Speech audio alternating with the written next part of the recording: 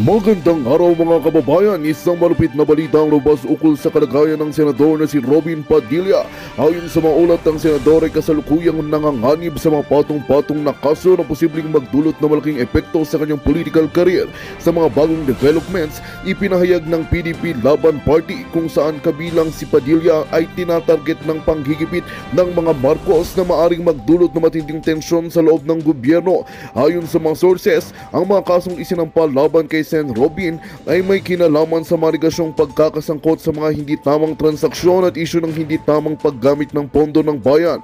Habang isinasagawa ang mga investigasyon, iniiwasan ng mga Marcos na mapuno ng mga kontrobersya ang kanilang administrasyon, kahit naniniwalang may malalim na dahilan ang mga kasong ito laban kay Padilla. Samantala, ang PDP Laban Party ay patuloy na naninindigan at tinatanggihan ang mga paratang laban sa kanilang mga miyembro. Hindi lingid sa kalaman ng publiko na ang relasyon sa pagitan ng mga Marcos at mga leader ng PDP Laban ay hindi laging maganda at may mga haka-hakang ginagamit na ngayon ng mga Marcos ang mga kaso laban kay Padilla upang pahinain ang partido at makakuha ng kanilang political dominance. Ayon sa mga eksperto, ang mga kasong ito ay hindi lamang magdudulot ng pag-aalboroto sa Senado kundi posibleng maging sanhirin ng malawakang pagbabago sa kalakaran ng politika sa bansa. Ang mga susunod na hakbang ni Sen Robin Padilla at ng PDP Laban ay tiyak na maghahatid ng mga bagong pagsubok sa mga kinabukasan ng mga Marcos sa kapangyarihan. At yan nga ang balitang ating pagkakatutukan. Ngunit bagong lahat, siguraduhin mag-subscribe at i-hit ang notification bell para sa patuloy na pagtutok sa mga sulyap ng bagong balita sa tunay na boses ng masa.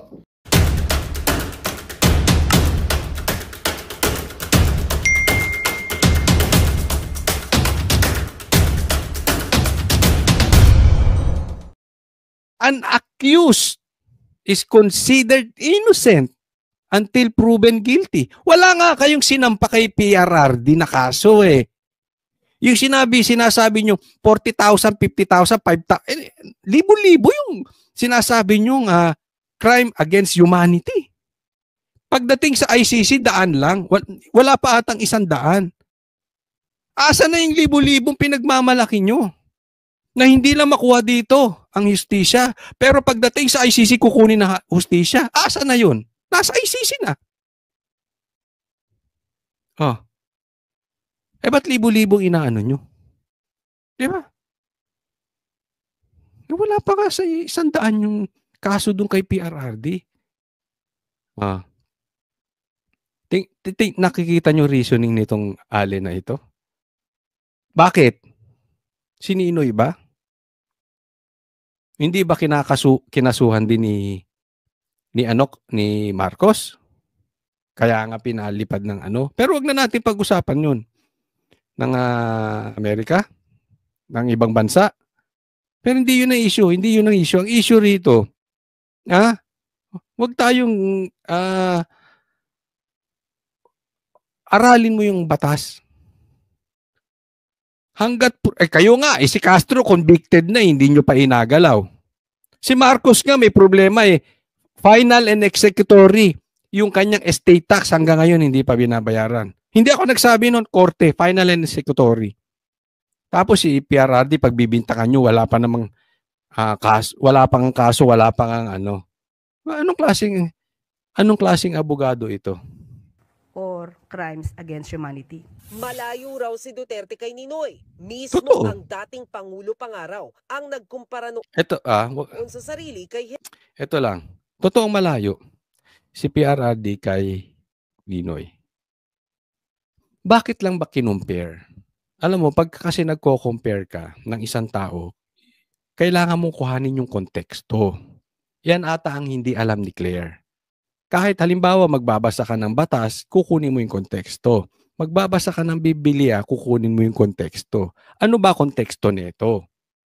Binaril si Ninoy Aquino sa airport at si PRRD kinidnap sa airport. Same scenario. And again, both Marcos ang nakaupo.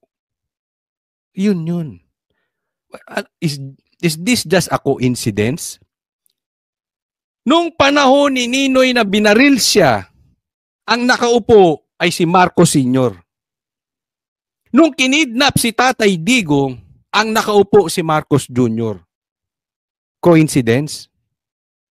Ayan po yung konteksto. Kaya po kino-compare ni BP Sara na pag ito umuwi, patay. Bakit? Si Ninoy din naman pinaalis eh.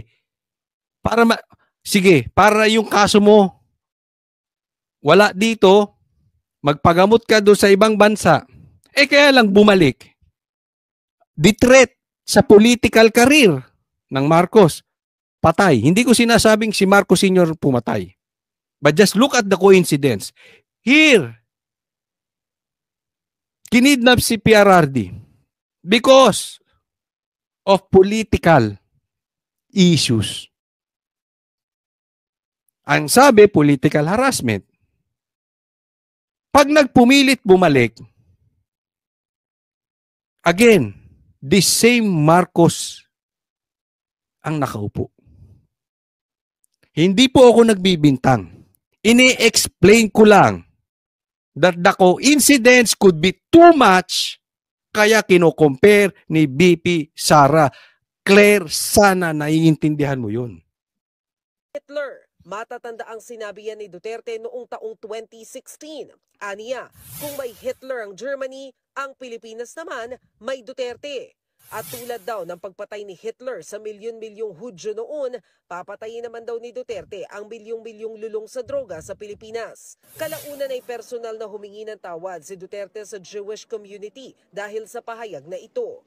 Sabi naman ng pamilya Aquino, kung pag-aaralan ang kasaysayan, makikita na iba ang ginawa kay Ninoy sa pinagdaanan ngayon ni Duterte. Ito namang mga kalyado ni Ninoy, ito namang kamag-anak ni Ninoy, umiepal pa eh.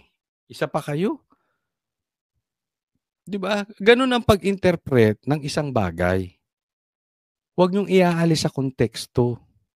Ako kung ako anak ni Tatay Digong, no way, hell no. Hindi ako papayag i-compare yung tatay kong si Tatay Digong kay Ninoy. No way. Tapos kayo pa nagsasalitang ganyan. Ina-out of context nyo yung sinasabi ni BP Sara. Inililigaw nyo. Kayong mga Aquino, mga dilaw, wag na kayong makisawsaw. Yung pagbaril lang. Yung krimen sa airport. And at the same time, the people involved galing sa isang angkan. Period. Pambihira itong mga to. Nagbabalita mula sa front. Ay, nako. Next topic po tayo. Ito, matindi ito. Aimee out. At meron pang 2 susunod. Naaalis na rin. Hindi ikinampanya ni Pangulong Bongbong Marcos ang kapatid niyang si Senator Aimee Marcos sa campaign rallies ng administration ticket sa Cavite at Laguna nitong weekend. May koneksyon kaya yan sa posisyon ng senadora sa pagpapaaresto kay dating Pangulong Rodrigo Duterte? Narito ang aking report. Kahit ilang beses nang umabsent noon sa kampanya ng Alyansa para sa Bagong Pilipinas sa Senator Aimee Marcos, hindi siya nakakalimutang ikampanya sa entablado ng kanyang kapatid na si Pangulong Bongbong Marcos. Pero sa campaign rally nitong Biyernes sa Cavite at nitong Sabado sa Laguna, kung saan absent na naman ang senadora, hindi na siya binanggit ng Pangulo. Magkaisa po tayo sa ating alyansa. At huwag natin gawing alyansa lamang nitong 11. Ay, medyo nadulas siya ron. Medyo nadala. 10. Kasi 12 po yan eh. 10 tapos, mali itong 11. Sige. Ano ibig niya sabihin? Si Aimee wala. Medyo nadulas lang siya ng 10. So, sino pa yung isa? Eto, may mga nagsasabi, okay? May nagme-message sa akin galing sa mga lihitimong taga-suporta at lihitimong apelyido. Isang lihitimong kilalang apelyido dito sa Pilipinas. Okay? Ang sinasabi, ito. Si Aimee, tinatabangan na dito. I don't know if it's true or not o ginagamit lang ni Aimee ang Duterte basta para sa akin, huwag nyo iboboto si Aimee. Yan diretsahan sinasabi ko, wala akong tiwala. Pero kung umalis si Aimee ng tuluyan, that's good. Dahil di umano, meron pang 2 susunod. kayong matitinong senador dyan at alam ninyo sa sarili ninyo na yung pagkakahuli kay Tatay Digong ay illegal, ay kidnapping sa layman at para sa mga abogado, tinatawag nilang extra rendition, umalis na kayo dyan. Kasi hindi kayo pwedeng sumasayaw sa dalawang ilog. Anong klase kayong magiging senador kung naniniwala na kayo na mali ang pagkaka-aresto at nandiyan pa kayo? Diba? So yun ang balita. They will stand na mali talaga eh. Mali talaga yung ginawa nila Marcos ditong sa aresto. But antayin natin. Antayin natin. Posibleng dalawa yun pa. But posible pa nga maging 3. Okay? So antayin natin at napakaganda ng development kung isa-isa na po itong bibitaw dito sa team ni Marcos. But definitely, medyo mahina ang tukso dahil of course, incumbent eh. Nakaupo si Marcos. So may pera yan. May makinarya yan. May power yan. May control yan. So kung ikaw ay takot sa kaso at ikaw ay may parang palakol na nakaganyan sa yung kaso, pag umalis ka dyan, sigurado buhay ang kaso mo. Diba? Hindi natin maalis dahil it will give alyansa a bad taste pagka isa-isa na pong nag-alisan dyan. No? Pero antayin po natin kung totoo man to or hindi, antayin natin kung kakayanin nila kasi pag umalis sila dyan, definitely they will need to be an independent. At to be an independent candidate, kailangan malakas ka. Kailangan may pera ka. Meron dyan mayaman Isa sa pinakamayaman sa Pilipinas. Alis ka na dyan, kaya mo maging independent. Isa sa pinakamayaman na Pilipina. Ay, basta. Alis ka na dyan. Marami kasing advantage pag may partido kayo. No? So siguro, i-gauge muna nila kung aalis ba ako, mananalo ako. Of course, hindi lang yung makikipaglaban para sa Duterte o para sa tama. Iisipin din yan kung mananalo sila. Diba? Kasi kung hindi rin sila mananalo, they will just stay. Bakit? Dito may power for the meantime. Dito may pera for the meantime habang nakaupo. Dito may makinarya for the meantime habang nakaupo. Diba? So, they will just grab, no?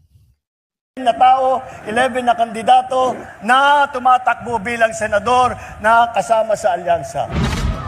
Kung bakit 10 o 11 lang sa halip na 12 ang ikinampanya ng Pangulo, ito lang ang sagot ng palasyo. Maliwanag po ang kanyang sinabi at hintayin na lamang po ang susunod na mga rally para malaman po natin kung ano po ba yung... Ito si Claire, pagka patungkol sa kapalpakan ni Marcos, laging antayin natin. Tingnan po natin, hindi ko po alam yan at hindi ko pa nakakausap ang Pangulo patungkol dyan. Pero pagdating sa Duterte, kakasabi lang ni BP Sara meron na siyang reaksyon. Diba? Pero pagkang issue kay Marcos or sa team ni Marcos, titingnan natin. Ang hirap, no, Claire? Ang hirap ipagtanggol ng presidente mo. Ay, nako. Sabi niya talagang sabihin dito. Absent din sa Cavite at Laguna Sorte si Camille Villar. Naku, si Villar absent. Si Villar kaya mag-independent.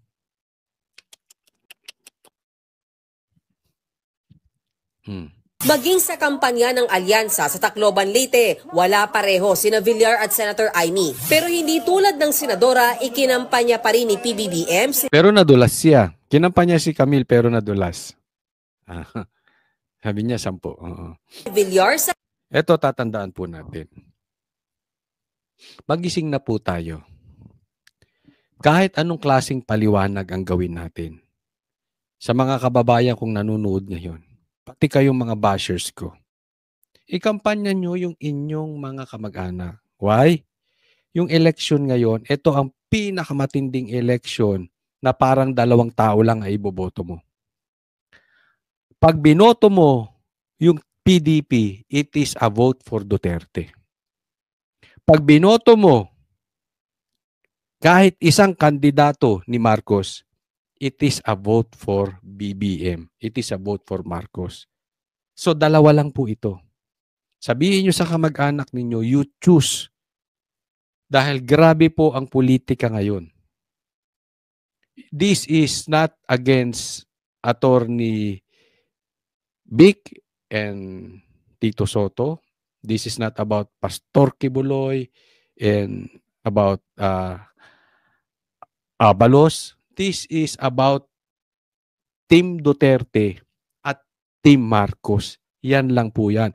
Pag binoto nyo ang PDP, parang binoto nyo si Tatay Digong. Pag binoto ninyo ang Team Bangagers, para nyong binoto si BBM. Your choice. Pati yung mga kakampanyahin yung kamag-anak, kapitbahay, kaklase, katrabaho, their choice. Kayo na pong bahalang mamili. Cavite at Laguna. Si Camille Villar, wala po rito. Ang kanyang mga ninuno naman ay tiga Iloilo. Hindi tuloy maiwasang matanong si Senator Amy kung parte pa rin ba siya ng administration slate. Hindi ko alam, hindi ko pa tinatanong, hindi naman kami nag-uusap. Busy raw siya ngayon sa pagdinig tungkol sa pagpapaaresto ng ICC kay dating Pangulong Rodrigo Duterte. Bibisi-bisiyan ako. Mahirap mag-aral ng international law. Ang Pilipino ay dapat ilitis sa sariling bansa, sa sariling korte. Yun, sakto. Diba?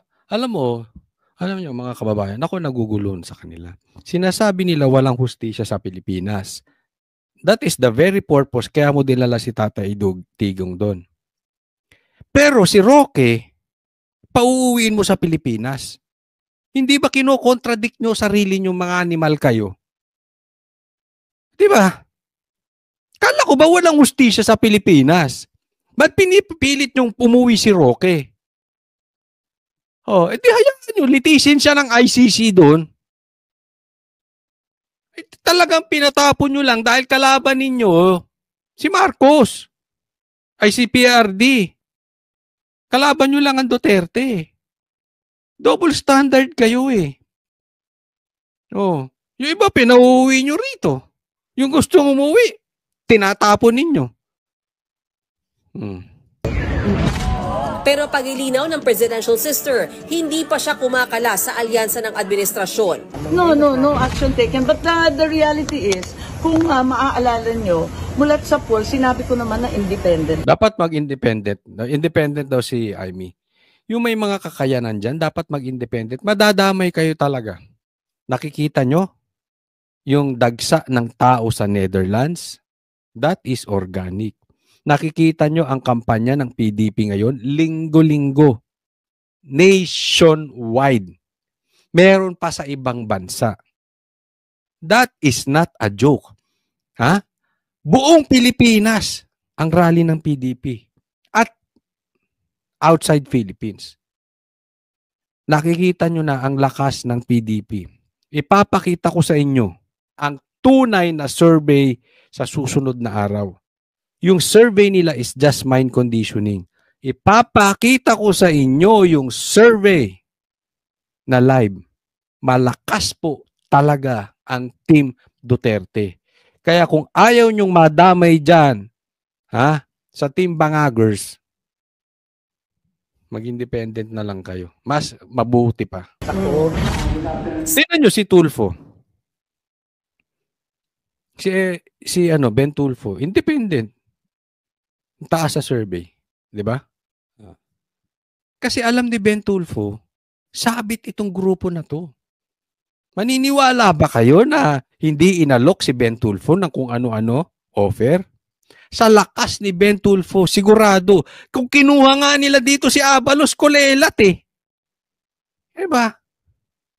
Kung sino-sino nga pinagkukuha dito, wala namang kakwenta-kwenta si Ben Tulfo pa. I'm sure inoferan yun si Ben Tulfo. Kaya lang may paninindigan si Ben Tulfo, alam niya palpak to. Alam niya palpak tong Team Alyansa na ito. Mas mabuti pang mag-independent siya. O, kita nyo, ang taas niya sa survey. Diba? nandiyan dyan? Old school politics. Trapo. May nagawa ba dati? Maybe not all. Pero madami dyan. Sagot naman ng campaign manager ng alyansa. If that is her stand, then we will respect her stand, no? So, mas mabuti na nga sinabi niya yun, at least alam namin ang stand niya. Ngayon, no? Another characteristic of Marcos or BBM. Mabuti na lang sinabi ni Amy yun. At least, alam namin, yun ang stand niya. Puro niya. Ganyan. Si Marcos, hindi siya aamin ng isang bagay na siya ang magpapagalaw. Halimbawa, si PRRD. Hindi niya inaamin na siya ang nagpadala sa Netherlands. Ano sinasabi niya? Inutos nila. Di ba? Puro siya, nila, niya, siya. Inutos nila ng ICC at ng Interpol. He will not take responsibility. Hindi ganyan ang alam kong leader. Ang leader, blame it on me. Kahit kasalanan ninyo, you blame it on me. Ang boss, kasalanan nyo. Pero ako payaman, ako powerful, it's all about me and me. Because I am the king. Yun po ang difference. Tingnan nyo si PRRD. Sabi niya, gawin ninyo yung trabaho ninyong mga pulis. Pag may pumalag, alam nyo na ang gagawin.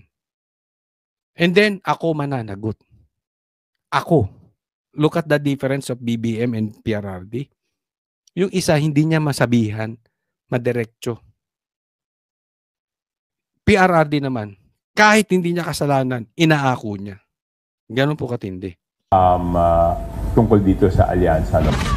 Hindi rin daw alam ng palasyo kung nag-usap na ang magkapatid na Marcos. Mas bagong palakpakan, hindi nagkakagulo, no? Hindi totoo. I mean, itong mainstream media, alam mo, alam ng mainstream media eh. Kasi nagko-cover sila dyan. Yun nga lang, wala sila sa Hong Kong. Pero, I mean, yung mainstream media nasa Netherlands din. Alam nila Maris Umali. Alam nila legit. Legit ang sigawan pag Team Duterte ang nagparally. Kahit saan, doon sa Hong Kong, sa Davao, ito, walang katurya-turya. Ganun po ang difference. Alyansa para sa bagong Pilipinas. Bagong Pilipinas, puro luma yan. May nagawa ba yung mga yan? Nabago ba? Ni meron bang tumindig dyan para man lang sugpuin? Eh, tanong mo kung saan nakatira yung mga yan. Mababa ba ang droga sa lugar nila? Yun na lang tanong ko eh. Asensado ba yung lugar nila? Next tayo. Ito po pag-usapan natin. Ha? Napaka-importante nito. At kinuha ko yung mismong sinabi ng China. Kasi meron pong lumalabas na balita. Meron pong nalalaman ng China eh. Ang nakakapagtaga, bakit gustong itago? Dahil may kumakalat po na si PRRD ay humingi ng asylum sa China pero hindi pinayagan. Okay? Pakinggan na po muna natin kung ano mismo ang sasabihin ng China. 我愿特别指出，杜特尔特先生赴香 Naintindihan ninyo? Basahin ko. I would like to point out specifically that Mr. Duterte's visit to Hong Kong was a private vacation. China po ang nagsasabi. 系私人度假行程，中方从未收。 China has never received Magandang balita ang hatid namin sa inyo ngayong araw. Sa pagtatapos ng aming balitaan, nagbigay kami ng mga mahalagang impormasyon. Maraming salamat sa pagtutok at pagsuporta sa aming programa. Huwag kalimutang manatili sa mga susunod na araw para sa mga bagong balita at mga kwento na dapat nating abangan. Mula sa Boses ng Masa, magandang araw Pilipinas!